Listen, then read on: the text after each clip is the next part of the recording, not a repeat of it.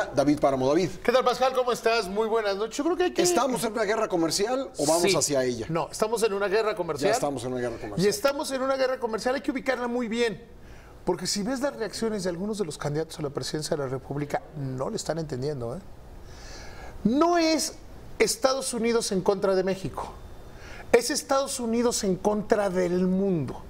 Hay que recordar que en marzo fue cuando se anunciaron estas primeras medidas arancelarias. ¿Y luego las suspendieron? No, se las aplicó a países asiáticos, básicamente. Sí. Y dijo a la Unión Europea, a Canadá y a México, no les aplico estas sanciones, me voy a esperar dependiendo de cómo vayamos viendo las cosas. Ayer se empieza a filtrar ya, después del noticiero se volvió cuando era evidente, porque sí había algunas filtraciones, pero las filtraciones nunca son noticias, pero ya había señales. Cuando se anuncia es necesario tener claro, a México el daño es bastante menor, ¿eh?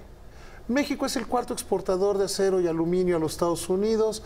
Las dos grandes empresas que se dedican a este negocio exportan como el 11% de su producción a los Estados Unidos.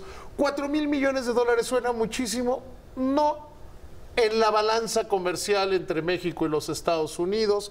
Habría que nada más señalar para que dar una idea de magnitud. Canadá aplicó sanciones por 12,800 millones de dólares. ¿Qué significa? Que para Canadá es 3 veces más duro el golpe y para la Unión Europea es mucho peor. Pero aquí lo que debemos entender es que hay un cambio de paradigma en la visión de Donald Trump sobre la economía mundial. Sí, esto puede meter una serie de distorsiones. Donald Trump cree abiertamente en las economías cerradas, en las economías protegidas y no cree en el libre comercio. Él habla de comercio justo, pero su idea de comercio justo es: yo gano, todos los demás pierden. Eso no es comercio justo, eso no es comercio. Eso no es una relación con absolutamente nadie. Y esa es la lectura que tenemos que tener. No es en contra de México, porque por ahí de repente algunos candidatos decían, es que como se está negociando mal el tratado, no tiene nada que ver el Tratado de Libre Comercio. No tiene absolutamente nada que ver el Tratado de Libre Comercio. Es una parte más de la historia. Por eso tampoco se arregla yendo a tomar café a la Casa Blanca. Tampoco se arregla así, ni pidiéndole que lo va a hacer entrar en razón. Pero además tú no puedes decir, invítame a la Casa Blanca, ¿no? No, pero además tampoco puedes decir, yo lo voy a hacer entrar en razón. Macron no pudo. Juncker, el presidente de la Unión Europea, no pudo. Merkel, Trudeau, Kim Jong-un. Voy a hacer una lista de 30 presidentes y dignatarios del mundo que no puedo. ¿Por qué tendría que poder el presidente mexicano? No sé quién sea, ¿eh? Hay que entender eso y entender el paradigma donde estamos parados. Tenemos que entender cómo se reacciona. Había, por ejemplo, quien decía que era un error fijar aranceles. Eso es rendirte. Es en automático. La práctica de la Organización Mundial de Comercio y Libre Comercio es, tú me aplicas un arancel, yo te aplico otro. Ahora, si no los hubiese aplicado, la crítica sería esa, ¿no? Eso es pero además eso es rendirte. ¿Qué es lo que debemos hacer? México debe recargarse más en algo que ya ha venido haciendo. No le pusimos mucho interés a cuando se revivió el TPP, cuando México dijo, sí, ¿por qué no nos ponemos, por qué no hacemos un TPP? Y si Estados Unidos le quiere entrar, le entramos a la renegociación del Tratado de Libre Comercio con la Unión Europea. Porque tampoco es, y lo decía Andrés Manuel López Obrador, y son cosas que me preocupan de repente de oír de un presidente, es que el gobierno mexicano ha concentrado demasiado las exportaciones. Perdón, el gobierno mexicano no exporta nada, ¿eh? Porque ni siquiera Pemex, porque Pemex es una empresa productiva del Estado. No es el gobierno mexicano. Son los empresarios los que deciden vender en 8 de cada 10 dólares en Estados Unidos. La función del gobierno es abrir canales. ¿Sabes que Morena votó en el Senado en contra del TPP? De la ratificación del TPP. Entonces, eso son las lecturas que tenemos que tener. ¿México se va a montar a la moda de Donald Trump, de las economías cerradas? ¿O México va a seguir defendiendo el libre comercio y la diversificación? Hoy toma especial valor, después de ver que los presidentes Trudeau y Peña tuvieron una conversación. ¿Te acuerdas de esa declaración que parecía como aislada de Ildefonso Guajardo cuando se fue a Brasil? Cuando se vio que ya en mayo no iba a salir el Tratado de Libre Comercio, que dijo, una de las cosas que tenemos sobre la mesa, que lo dijo exactamente en Brasil, es un Tratado de Libre Comercio entre México y Canadá y que Estados Unidos decía si se suba o no se suba. O sea, vamos a ver ese entorno, ¿eh? Vamos a ver todo ese entorno. Y se está entendiendo, si ves el tipo de cambio, sí llegó a tocar arriba de 20, cerró en 19.95.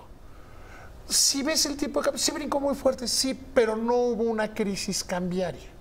No hubo una crisis, no hubo pánico. Porque se entiende... ¿Qué fue? 1.25. 1.25. Por ahí, ¿verdad? Sí. O sea, si lo ves en el contexto, es Donald Trump contra el mundo.